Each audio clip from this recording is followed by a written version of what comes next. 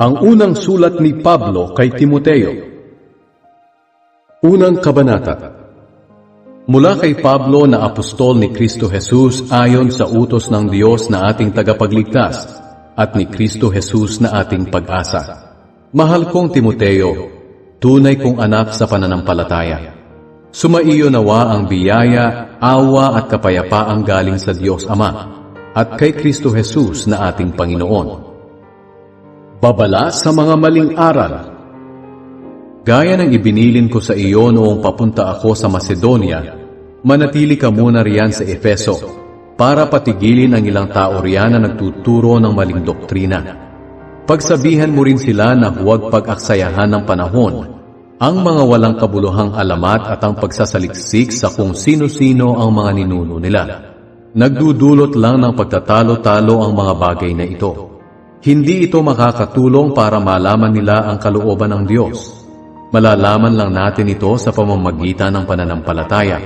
Ang layunin ng utos kong ito ay magmahalan sila, at magagawa lang nila ito kung malinis ang kanilang puso at konsensya, at kung tunay ang pananampalataya nila. May ilang tumalikod na sa mga bagay na ito, at bumaling sa walang kwentang pakikipagtalo. Gusto nilang maging tagapagturo ng kautusan, pero hindi naman nila nauunawaan ang mga sinasabi nila, ni ang mga bagay na pilit nilang pinaniniwalaan. Alam nating mabuti ang kautusan kung ginagamit ito sa wastong paraan. Dapat nating alalahanin na hindi ibinigay ang kautusan para sa mga matuwid, kundi para sa mga lumalabag sa batas. Suwail, ayaw kumilala sa Diyos, makasalanan, walang hilig sa kabanalan, lapastangan, pumapatay sa sariling magulang at mga mamamatay tao. Ang kautusan ay binigay din para sa mga gumagawa ng sexual na imoralidad, mga nakikipagtalik sa kapwa lalaki, kidnapper, sinungaling, at tumetestigo ng hindi totoo, at sa sino mang sumasalungat sa tamang aral na naaayon sa magandang balita ng dakila at mapagpalang Diyos. Ipinagkatiwala sa akin ang magandang balitang ito para ipahayag. Pasasalamat sa awa ng Diyos. Nagpapasalamat ako kay Kristo Jesus na ating Panginoon na nagbigay sa akin ng lakas na maglingkod sa Kanya dahil itinuring niya akong mapagkakatiwalaan. Kaya nga pinili niya akong maglingkod sa Kanya kahit na nilapastangan ko siya noong una. Bukod pa riyan, inusig at nilait ko ang mga sumasampalataya sa Kanya. Ngunit kinaawaan ako ng Diyos dahil ginawa ko ito noong hindi pa ako sumasampalataya sa Kanya at hindi ko alam ang ginagawa ko. Sadyang napakalaki ng biyayang ipinagkaloob sa akin ng ating Panginoon, pati na ang pag-ibig at pananampalataya na napasa atin dahil kay Kristo Jesus. Ito ang katotohanang dapat tanggapin at paniwalaan ng lahat. Naparito si Kristo Jesus sa mundo para iligtas ang mga makasalanan. At ako ang pinakamakasalanan sa lahat. Ngunit kinaawaan ako ng Diyos para maipakita ni Hesukristo sa pamamagitan ko kung gaano siya katiyaga sa mga makasalanan. Magsisilbing halimbawa ang ginawa ni Kristo sa akin para sa iba na sasampalataya sa Kanya na pagkakalooban niya ng buhay na walang hanggan. Purihin at dakilain magpakailanman ang Haring walang hanggan at walang kamatayan, ang di nakikita at nag-iisang Diyos. Amen. Timoteo, anak ko, ibinibilin ko sa iyo na huwag mong kalimutan ang sinabi noon ng mga propeta tungkol sa iyo, para magawa mo makipaglaban ng mabuti sa mga sumasalungat sa katotohanan. Ingatan mo ang pananampalataya mo at panatilihin mong malinis ang konsensya mo. May mga taong hindi nakinig sa konsensya nila, at dahil dito, sinira nila ang kanilang pananampalataya. Kabilang narito sina Himeneo at Alexander, na ipinaubaya ko na kay Satanas, para maturuang huwag lumapastangan sa Diyos. Ikalawang kabanata. Mga bilin tungkol sa panalangin. Una sa lahat, ipinapakiusap kong ipanalangin niyo ang lahat ng tao. Ipaabot ninyo sa Diyos ang kahilingan niyo para sa kanila ng may pasasalamat. Ipanalangin niyo ang mga hari at mga may kapangyarihan para makapamuhay tayo ng tahimik at mapayapa na may kabanalan at tamang pag-uugali. Mabuti ito at nakalulugod sa Diyos na ating tagapagligtas. Nais niyang maligtas ang lahat ng tao at malaman ang katotohanan, sapagkat iisa lang ang Diyos at iisa lang ang tagapamagitan sa Diyos at sa mga tao. Ito'y walang iba kundi ang taong si Kristo Jesus. Ibinigay niya ang buhay niya bilang pantubos sa lahat ng tao. Ito ang nagpapatunay na nais ng Diyos na maligtas ang lahat ng tao.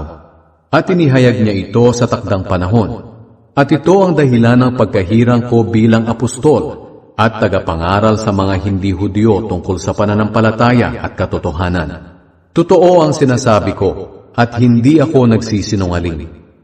Gusto kong sa lahat ng pagtitipon-tipon ay manalangin ang mga lalaki ng may malinis na kalooban, na sa pagtaas nila ng kamay sa pananalangin ay walang galit o pakikipagtalo.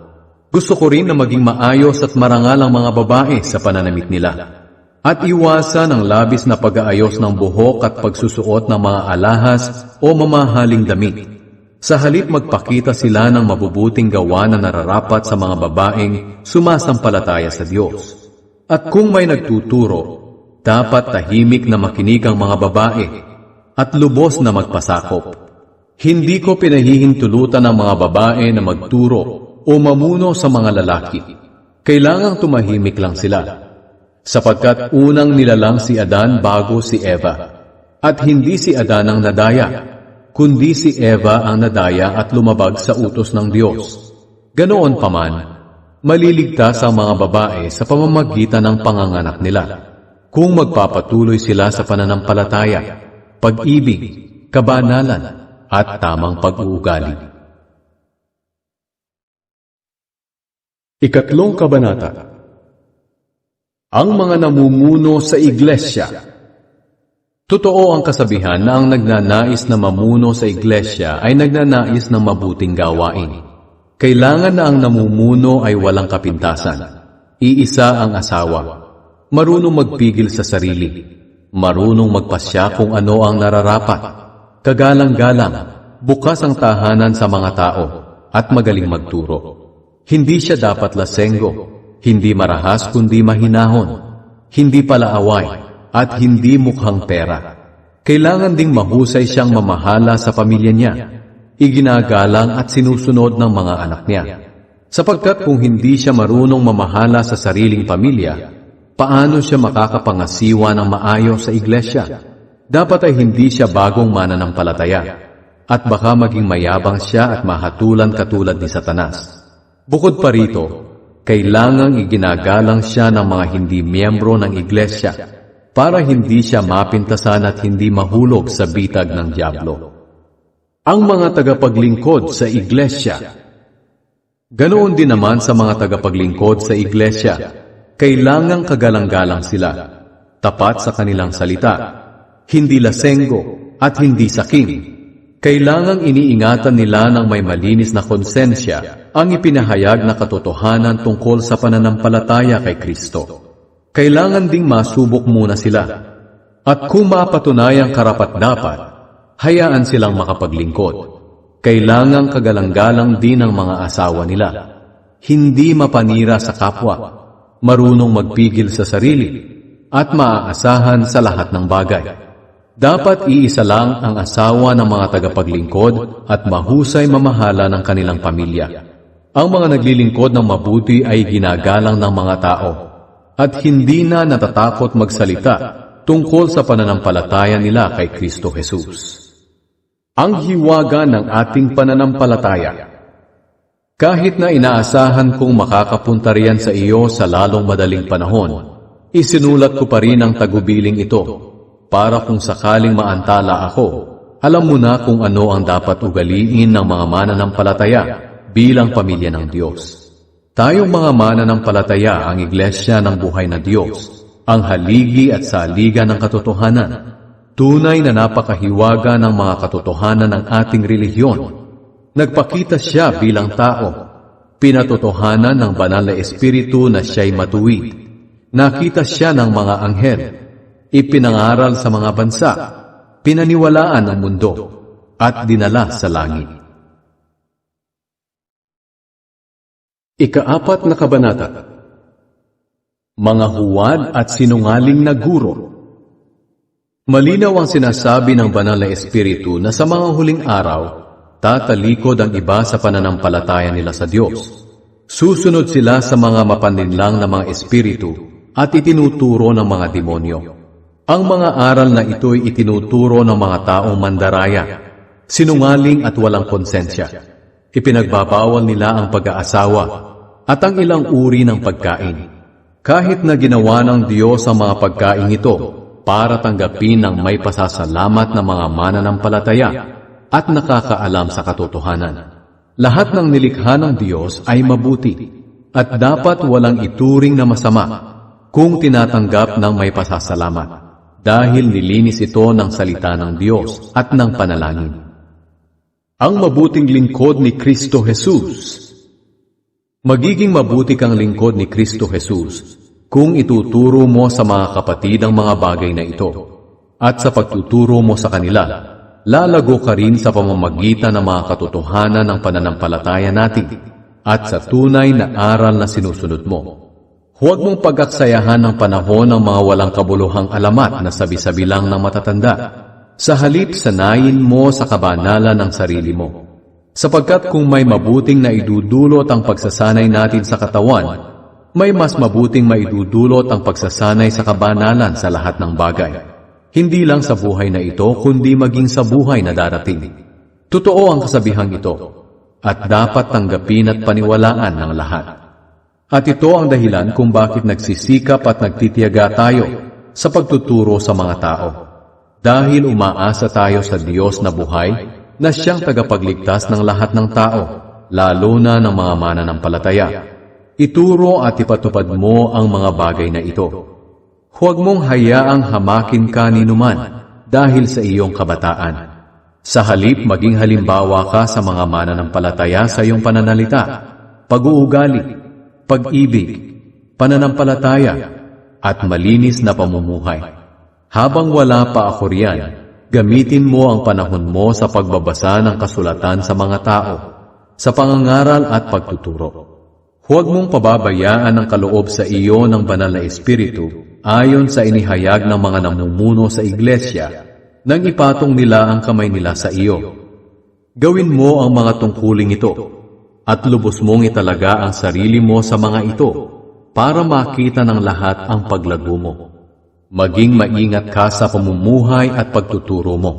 Patuloy mong gawin ang mga bagay na ito para maligtas ka at ang mga nakikinig sa iyo. Ika-5 kabanata. Ang mga responsibilidad ng mga mananampalataya. Huwag mong pagsasabihan ng marahas ang matatandang lalaki. Sa halip, kausapin mo sila na parang iyong ama. Ituring mo ang mga kabataang lalaki na parang mga kapatid, at ang matatandang babae na parang iyong ina. Pakitunguhan mo ng may malinis na puso ang mga nakababatang babae na parang kapatid mo na rin. Bigyan mo ng kaukulang pansin at tulong ang mga biyuda na wala ng ibang inaasahan. Ngunit kung may mga anak o apo ang isang biyuda, sila ang dapat kumalinga sa kanya bilang pagpapakita ng takot nila sa Diyos at bilang pagtanaw ng utang na loob sa magulang nila, sapagkat nakalulugod ito sa Diyos. Ang biyudang nag-iisa na lang sa buhay ay umaasa na lang sa Diyos. Araw-gabi siyang nananalangin at humihingi ng tulong sa Diyos. Ngunit ang biyudang mahilig sa kalayawan ay patay na sa paningin ng Diyos, kahit nabuhay pa siya. Ituro mo sa mga kapatid ang mga tuntuning ito, upang walang masabing masama laban sa kanila. Ang sinumang hindi kumakalinga sa sariling kamag-anak, lalo na sa sariling pamilya, ay tumatalikod sa pananampalataya at masahol pa sa mga hindi mananampalataya. Ang isama mo lang sa listahan ng mga biyuda na tutulungan ay ang mga hindi bababa sa 60 taong gulang at naging tapat sa asawa niya. Kilala sa paggawa ng mabuti gaya ng maayos na pagpapalaki ng mga anak, bukas ang tahanan sa mga nakikituloy, naglilingkod sa mga pinabanal ng Diyos, tumutulong sa mga nangangailangan, at inilalaan ang sarili sa mabubuting gawa. Ngunit huwag mong isama sa listahan ng mga byuda na bata pa. Dahil kung dumating ang panahon na nais nilang mag-asawa ulit, mapapabayaan nila ang paglilingkod kay Kristo. At dahil dito magkakasala sila, dahil magiging walang saysayang pangako nila na maglingkod na lang kay Kristo. Maliban dito, matututo silang maging tamad at mag-aksaya ng panahon sa pangangapit bahay.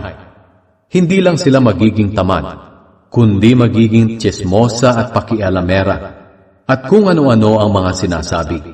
Kaya para sa akin, kung ganito lang ang mangyayari, mas mabuti pang muli na lang silang mag-asawa at magkaanak, at mag-asikaso sa sariling pamilya. Sa ganoon, walang masasabing masama ang mga sumasalungat sa atin. Sinasabi ko ito dahil may ilang byuda na ang tumalikod sa pananampalataya at sumusunod na kay Satanas. Kung ang isang mananampalatayang babae ay may kamag-anak na byuda, dapat niya itong tulungan. Sa ganoon, hindi mabibigatan ng iglesia sa pag-aaruga sa kanila, at matutulungan pa ang mga byuda na talagang wala nang inaasahan. Ang mga namumuno sa iglesia na naglilingkod ng mabuti ay dapat bigyan ng nararapat na sahod, lalo na ang mga naglilingkod sa pangangaral at pagtuturo ng salita ng Diyos. Sapagkat sinasabi sa kasulatan, huwag mong bubusalan ng baka habang gumigiik. At sinasabi pa, nararapat bigyan ng sahod ang manggagawa. Huwag mong papansinin ang paratang sa isang namumuno sa iglesia kung walang patutuo ng 2 o 3 saksi. At tungkol naman sa mga nagpapatuloy sa mga kasalanan nila, pagsabihan mo sila sa harap ng lahat ng mananampalataya para maging babala sa iba. Sa presensya ng Diyos at ni Kristo Jesus at ng kanyang mga anghel, iniuutos ko sa iyo na sundin mo ang mga utos na ito nang walang kinikilingan o kinakampihan. Huwag kang padalos-dalos sa pagpapatong ng kamay mo sa kahit sino para bigyan ng kapangyarihang mamuno sa iglesia.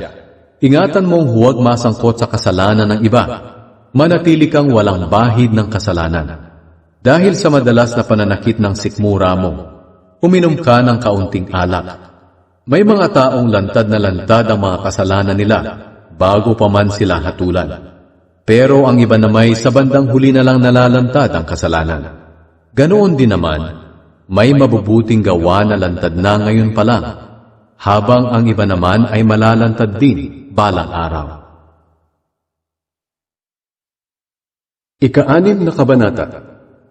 Sa mga alipin na mananampalataya, dapat igalang nila ng lubos ang mga amo nila para walang masabi ang mga tao laban sa Diyos at sa itinuturo natin.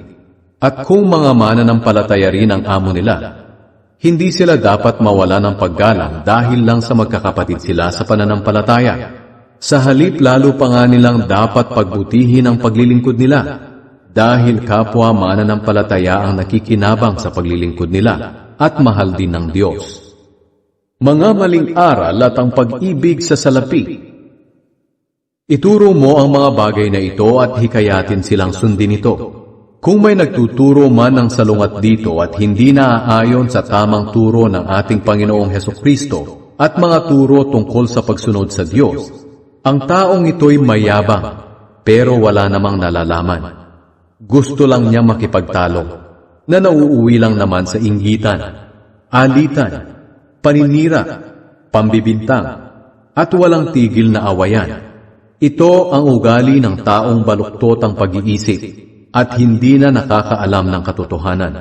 Inaakala nilang ang kabanalan ay paraan ng pagpapayaman. Kung sa bagay, daig pa ng taong namumuhay ng banal at kontento na sa kalagayan ang mayaman. Ang totoo, wala tayong dinala sa mundong ito, at wala rin tayong madadala pag-alis dito. Kaya kung mayroon na tayong pagkain at pananamit, dapat na tayong makontento. Ang mga taong naghahangad yumaman ay nahuhulog sa tukso, sa isang bitag ng mapanira at walang kabuluhang mga hangarin na nagdadala sa kanila sa kapahamakan. Sapagkat ang pag-ibig sa salapi ang siyang ugat ng lahat ng kasamaan.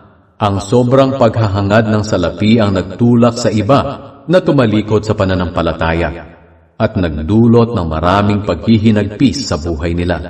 Ngunit ikaw bilang lingkod ng Diyos, iwasan mo ang mga bagay na iyan.